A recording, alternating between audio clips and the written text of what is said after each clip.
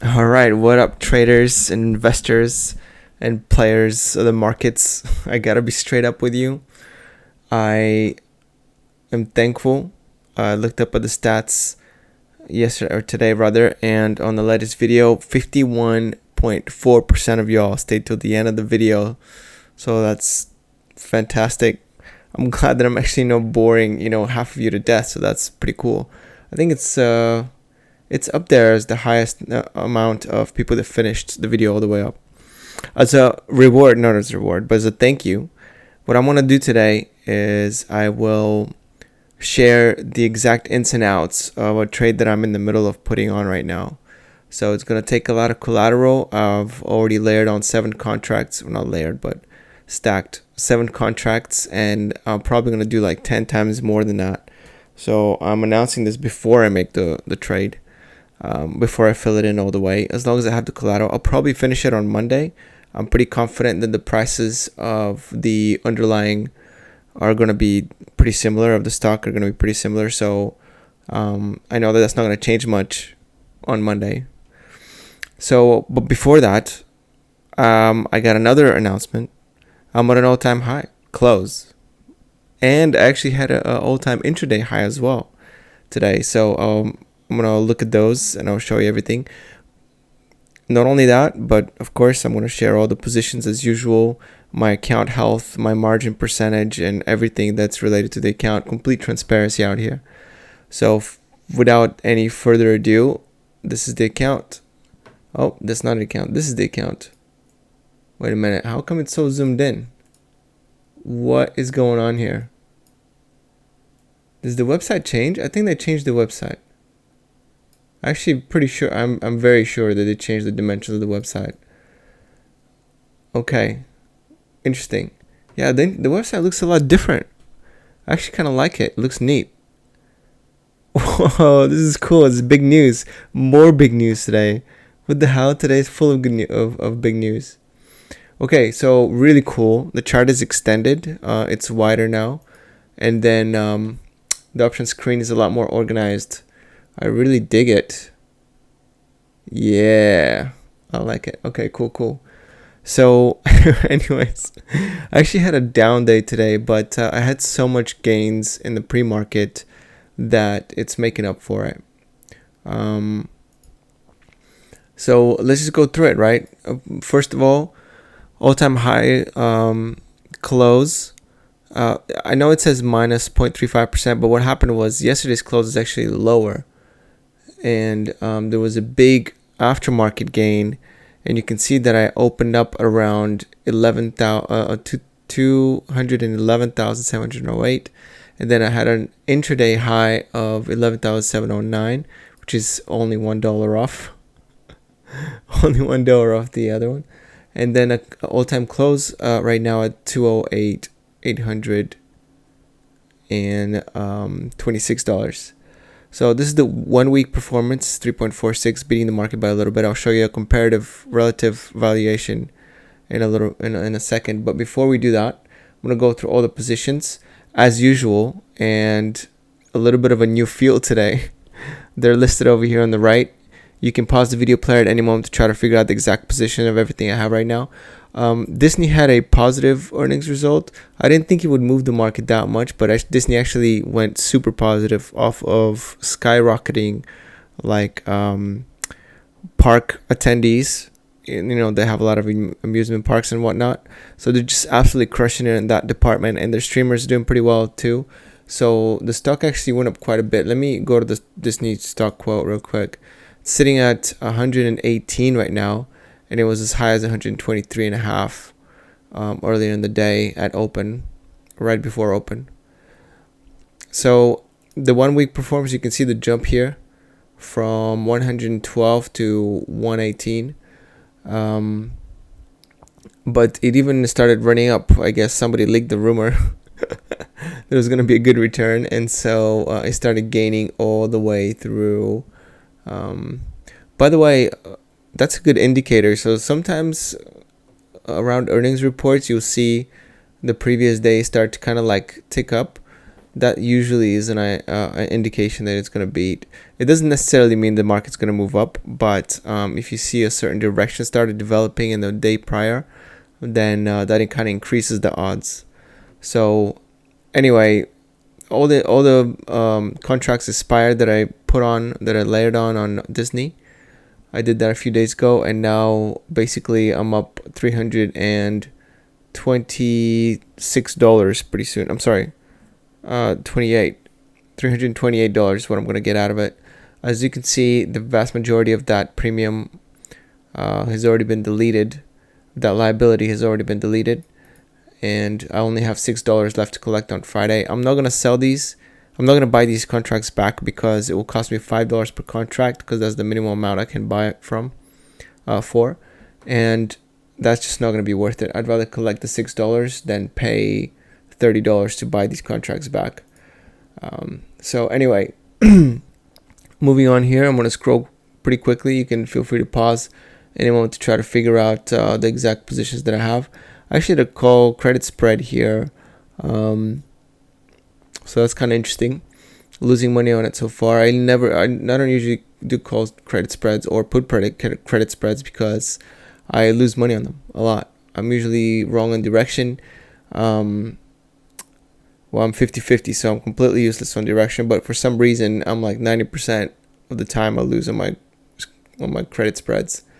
So that's unfortunate. Probably going to lose here again, but I'm doing it as part of a bigger strategy to kind of hedge some of the moves I'm making, including the move that I'm going to share with you today in a little bit once I finish the account here. So here are the Chinese ADRs. I think the ADRs are doing pretty well overnight here in Hong Kong. So let me take a look here. So the Nasdaq Futures are up to 0.28, S&P Futures up 0.29. So that's a good sign for tomorrow. Alibaba kind of peaked out intraday, it looks like, but it's up 1% in Hong Kong. It's trading at 92.65 Hong Kong. So that's probably about $95 US, which is what it closed at, more or less. So no, unchanged. Alibaba unchanged. But the ADRs, they're doing all right. They might have a green day today. So that's it with the Chinese ADRs, VIEs. And then here's my stock positions. It's sitting lonely at only 5 stocks.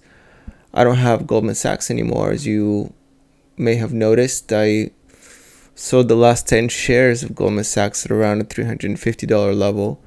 I do like the company and I wish I was still in it, but I'm on a mission to kind of reduce my margin for the incoming downturn in the market so I can have some more money to invest. I might put money back in Goldman Sachs. I've already researched the company, so it should be actually a good move. It should be perfect for me. So could do it. I put it on my watch list just in case. Excuse me, it's late down here. It's 12:30 at night. So Goldman Sachs up 1% actually today. All right, the rest of my positions. Apple was down 0.27. Realty Income down 0.18. Main Street Capital had a big down day actually, but that's to be expected. I think it was trading pretty rich, and the reason you can tell that is because I confidently sold $45 calls against 500 of my 800 and something shares, 857 shares. I sold 5 call options, and I've already received a lot of that, right? My liability is down to $65. I'm up $164 on that trade so far. So I should be actually buying those back, but I got 1 week left, and I think Main Street Capital will probably stay under $45 for the rest of the week and next week. So I'll be collecting that. What is that? $65 worth of liability. But it does look at this dividend that's coming in on the 15th. $184 every month for Main Street Capital in this position. That's a dividend right there. You know what I mean? It's crazy. Okay, now I've gone through all the positions. Oh yeah, Paramount had a very nice day. I'm really pleased to see that. and Smith and Wesson, which is what I'm going to be talking about today. So investing tab, my margin is down all the way to 12.47 times 2. That's 24.94. 24.94 margin percentage is really low, probably the lowest I've had it this year. But I have a lot of collateral up on options right now. Some of them is tied up to, let me show you. Some of it is tied to here, $92,000. I'm using my debt as collateral to sell put options. And so I have $92,000 working for me right now. But I'm not going to be paying any interest on it because I haven't bought anything with it. I'm just using it as collateral. Okay, back to the investing tab. Total return. These are my equity positions. Apple #1 here. Realty Income, Main Street Capital. Buy Equity, Apple, Main Street Capital. Paramount. Okay, that's the account tab. Next is a little relative valuation. Let's see how I'm doing against the market, right? I always like to compare myself against the market because that's kind of like the one benchmark. Like if you can't make money in the markets, the easiest thing to do is just leave it in the S&P 500 index and just let it ride forever, right? And reinvest in dividends. If you can't beat that as an investor or a trader, then it's not worth everything you're doing is not worth it. Like it's okay to lose 1 year, 2 year, 3 years, but if over the span of like 10 years, your returns are worse than the S&P 500 index with reinvested dividends, then your 10 years have been wasted unless obviously the next 10 years are better. So, that's always the goal. At some point, you got to stop learning and start making money, right? It took me quite a while, but I'm just a stubborn guy, so it took me quite a while to start actually making money on the markets. I had to learn a lot of lessons and it was very costly. But here I am. I actually did my 10 years of not beating the market. And now hopefully, over the next 10, I will be beating the market more consistently. So far in 2018, I beat 19. I beat 2020. I beat 2020. 21, I did not. But this year, I'm killing it. So hopefully over the course of 10 years, I'm doing great. So let's see. Today, I was actually down 0.35. I'm only going to count the today, not the after hours. 1 week was 3.46. 1 month was 15.95. Call it 16% on the month. It's a monster month, by the way. 15.95. It's huge. $30,000 this month. Look at the 3 months chart. It moved a little bit, obviously, because this is like right at the dip here in May, I guess. So it's a little skewed, but past 3 months, 39%. Last 3 months. The market has been just ripping high, especially the last month, since June 16th. Has been just ripping, but really this was kind of like my personal bottom here. So since the bottom, I've gained 60 grand in value on this account, which is enormous. 39% in 3 months. Unbelievable. All right, so 1 year chart, 23.24. Now, when I show the old time chart, I don't like to show it because I always have to explain this, but I will show it and I have to explain. Started investing in 2018, August 28th, and that's why the chart looks a little bit weird and flat before that, because there were no money in it. So here's what I mean. I started investing somewhere here, August 28, 2018, and it's really flat before that, so that's why, because no money in it. I had zero. So you can see that I had 3.63% gain or so. So we can subtract that from the total. So for the last 4 years, I've gained 186%, which is much better than the market, I think. All right, so let's see. So 0.35, 3.5, 16, 39, 23. Let's see what the S&P 500 has done. We're going to use the SPY ETF. So on 1 day chart, it was flat. So actually I'm losing to the market on the day. 1 week, 2.61, so I'm beating it by almost 1%. 1 month, the market gained 10%, and I did 16, so I'm beating by 6%. 3 months should be a killer. So 3 months, see how I bottomed out on May here, but the market bottomed out on June. So it makes a big difference. So when the market's at June, the difference won't be as big. But either way, for the last 3 months, market was up 8% while I was up 39, right? So I'm beating the market by 31%. 31%. Can you believe that? 31%. All right. Oh, how come it's so weird? Oh, never mind. They haven't fixed this portion of the site yet to be proportionate with the home screen. It's kind of odd looking now. All right. So that's good. Oh, let's check the S&P 500 5-year chart. So you can see on the 5-year chart, it's about 70% versus my 183. So beating the market overall for the last 4 years. So that means it's worth it. Whatever I'm doing is worth it, right? Okay, so I've done the relative performance. We did all the positions. Did the account tab. Now it's time to talk about this trade, right? So I'm comfortable talking about this trade because I know I'll show you why. We're gonna go a little bit in depth about it. So it's Smith & Wesson.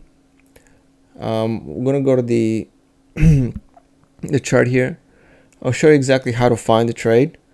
So you click on the options here on the phone, same thing, and then you go to sell puts. And the good thing about this trade is that you don't actually need a lot of money to execute it. Okay, so we're gonna go all the way out to, I think it was September, yeah.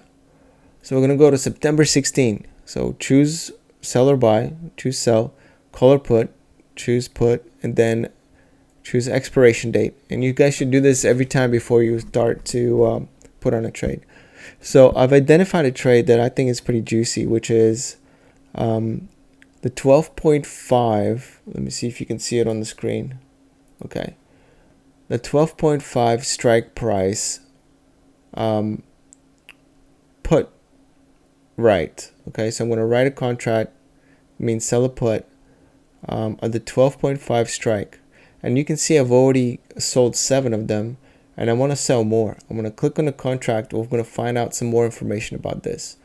So some things that you can look right off the bat is to see how much action is happening in this trade. Actually, it's pretty popular. So you got 220 on the bid, so 220 contracts ready to be bought, right, at the 30-cent price per contract times 100. That's $30. And then sold at 35 cents.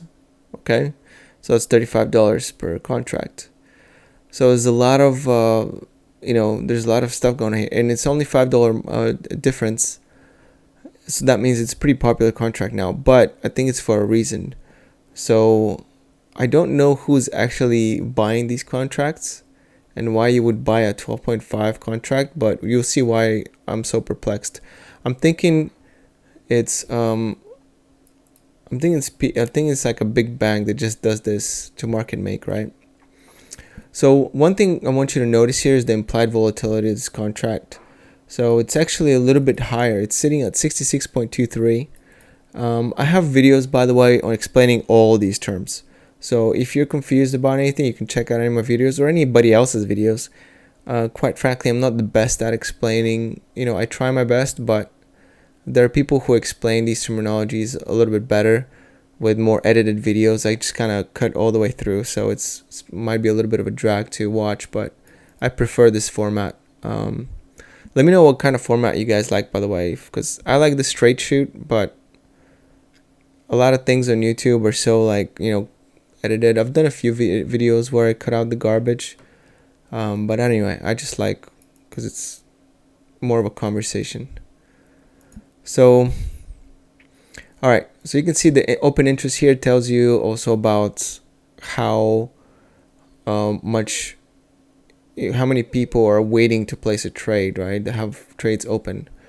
So you got almost 1,600 contracts ready to be traded at different levels. You can see that over 300 of them are just in between these two ranges. And we don't know, we can't see. We need some level 2 data on this option in order to find out where exactly the price points are, where contracts are going to be getting automatically sold or bought, which would be useful information, but we don't have it here. But this is still very useful, right? But anyways, implied volatility. So this basically corresponds with how fat the premium is for the option. And 66 is pretty large. So if we go to a different date, let's say December, and we click on the 12.5 strike price, you'll see that the volatility, implied volatility, is actually lower. And you say, okay, well, that's later. Well, okay, fine. We'll go to August. Let's see what the 12.5 volatility is. Oh, it's 89. Whoa. Okay, but how about later? January. It's not always the case. See, 57. Let's see, March 2023. 61.4. All right. So it's not, just because it's far out or close doesn't necessarily mean that the implied volatility is going to be so high. In fact, judging by this, the contract here in August 19th in a week would be actually very lucrative to buy and sell, but there are problems with it. Okay. The reason I'm not sticking to this contract is because look at this, right? The bid is only 10 contracts. Okay, so 10 people want to buy at $5, but look how many want to sell at 10 cents or $10 per contract. 300 people, 299 folks, right, are looking to sell. How are you going to compete with these 300 people to sell this contract for $10? There's no way. That contract's never going to get filled. You're going to be sitting in front of the screen all day trying to fill that contract. It's not going to work. So that's why we're going out, and we're going to do something that we can actually execute, which is this contract here. Because even at let's see, sell put, do I have the right strike price? Oh, I don't. That's why. Okay, anyway, this is the right strike price here, 12.5. So even if we get it for $30,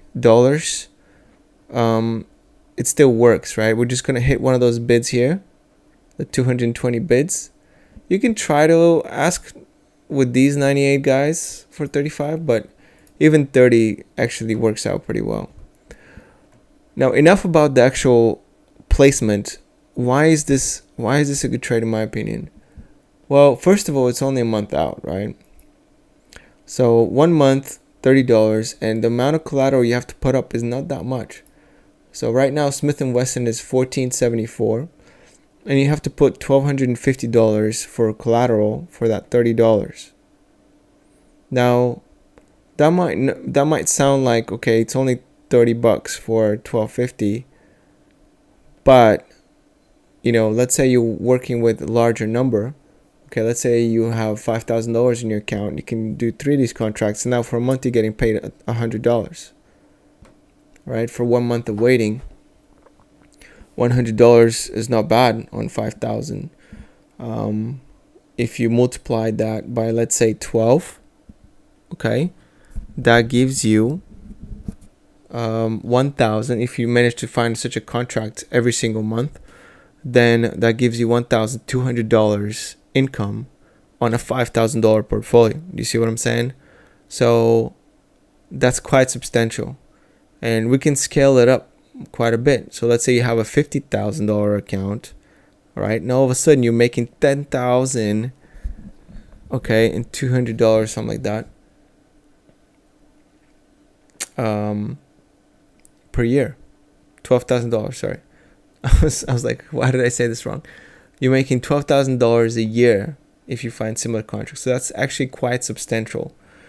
So I think this contract is absolute gold, and I actually calculated it, the exact numbers, and it's about 28.8% return over a 1 year period if you manage to find a similar contract every month.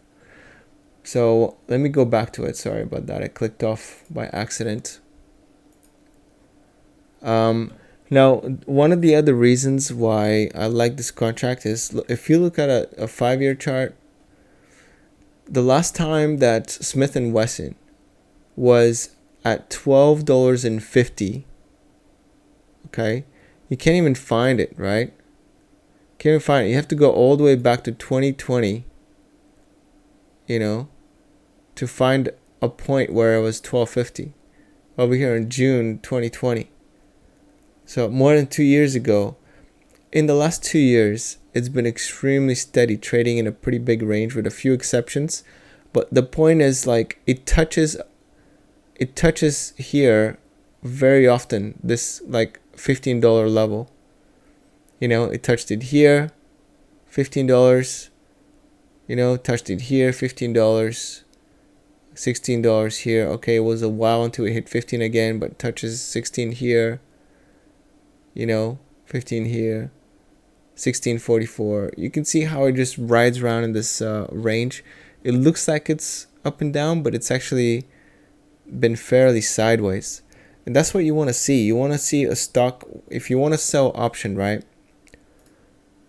I made another video on volatility arbitrage, so I encourage you to watch that one, and also the wheel option trading strategy with the implied volatility video. I think you'll get a lot of value out of that. But anyway, what you want to see on a stock is you want the actual volatility to be less than the implied volatility, right? You want high implied volatility. You want the market makers to think that this stock is going to move quite a lot. You want the premium to be fat, and then you want the stock not to move much, right? You want it to kind of stay steady so you can collect the premium off of the time that you're investing into this contract. So that's exactly what we have here, right? We got Smith & Wesson not moving much in the last 2 years. Look at the last year, it's been on a downtrend, but since December 3, 2021, it's been about the same price. Okay, and now that's just from a technical standpoint, and technicals I only look very little at. I don't look at technicals much. I'd like to do fundamental analysis to try to figure out whether my collateral is going to be decent and safe if I end up getting stuck with it at 12.5, which is, by the way, not very likely. I want to stress that. I think that if I do 20 contracts like these, only one of them will probably end up getting me stuck with the collateral, which wouldn't be the end of the world. But anyway, we're gonna do I do fundamental analysis on this company. So I've looked at this company quite a bit before. Its current PE ratio is 3.66, which is extremely low, right? If this company drops down to 12.5, this PE ratio is going to be like 3.2 or something insane. But that's not, if you look at the EV, this is actually still pretty good. So the EV to earnings is 3.04, which is even better than the PE. All right, that means they're sitting on some cash, right? Their net cash is 83. So they don't even have a large amount of debt. They're sitting on cash. They have a EV to earnings. EV means enterprise value. So enterprise value over the earnings is 3.04. What that means is that the company makes money for 3 years in a row. You will have completely paid off your initial investment in the company. So it's crazy. It's crazy good. So it's very, very nice stats.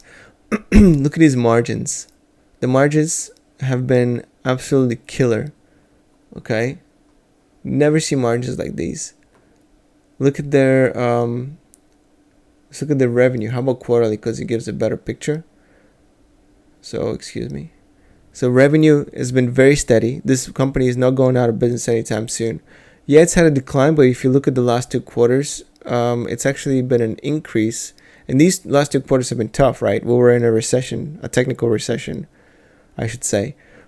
And the last quarter is even better than the previous one. So it's on the way up, actually. It has a minor uptick in revenue.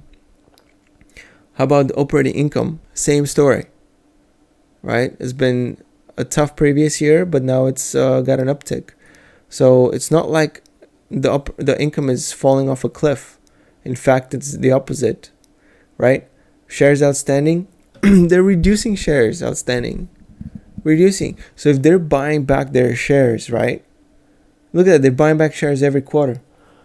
If they're buying back their shares, what are the chances? I mean, they're actively in the market protecting their price point. So you got a massively profitable company relative to its valuation, buying back shares all the time. What are the chances this stock's going to go down to 1250 without the actual company buying all these extra shares and soaking them up? The chances are close to none. It could happen, yeah, all right. But I think maybe 1 out of 20 times. Excuse me, I'm just too excited about this. So, completely steady profit margin, and these guys are so confident in the business that they started to pay out a dividend. And not only have they paid out a dividend, they've increased it twice. Okay. First time they increased it on June 30th, 2021. And now they just increased it recently, July 6th, 2022. Okay. Just now. To 10 cents, right? They increased it by like 20%. So what is that? It's not that it increases that much, but what does that tell you is it gives you confidence that the team is confident, right? Their management is so confident in the earnings potential of their company that they're willing to increase the dividend. They're not staying the same. They're not cutting the dividend because they have financial issues. They're actually looking to return money to the shareholders because they're that confident. Otherwise, if they weren't that confident, they wouldn't return. They might buy back stock because that's, they can buy and sell anytime they want, but they would keep the dividend the same. But they're confident, and that confidence gives me confidence. All right. So the fundamental work is there.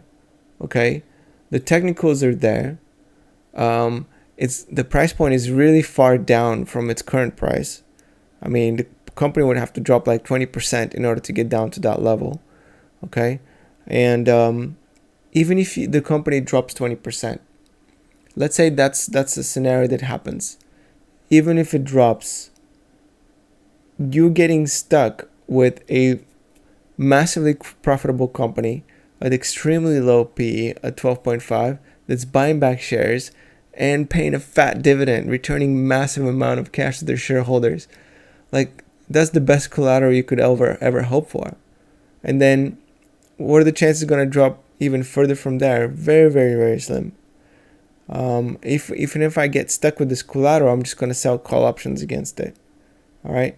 The chances, I think the only thing that could derail this company's profit, since it's kind of a questionable industry, is some kind of, law that prohibits their products from being sold in certain states or jurisdictions or whatever.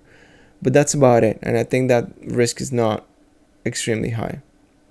So there is some risk there, but I think it's definitely priced in already into the stock.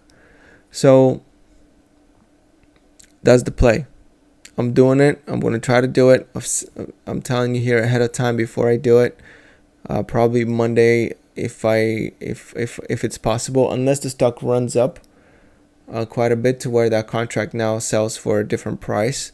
I'm going to start selling. I've already sold 7. I want to do like 10 times the amount of that. So we'll see where the price is on Monday. No promises because I don't know what the price is going to be on Monday. But given its similar price, I'm going to be selling more and more contracts. So there you go. That's my trade. As a thank you for watching all the way through. If you like the trade, all right, if you think it's a good trade, type like in the comments. Okay. If you think it's a bad trade, type dislike, but don't actually dislike the video. Okay, just type dislike in the comments. All right, I want to know what your opinion is on this trade. All right, I'm gonna end it right here because my voice is gone, and you can see that I'm pretty tired. All right, peace out.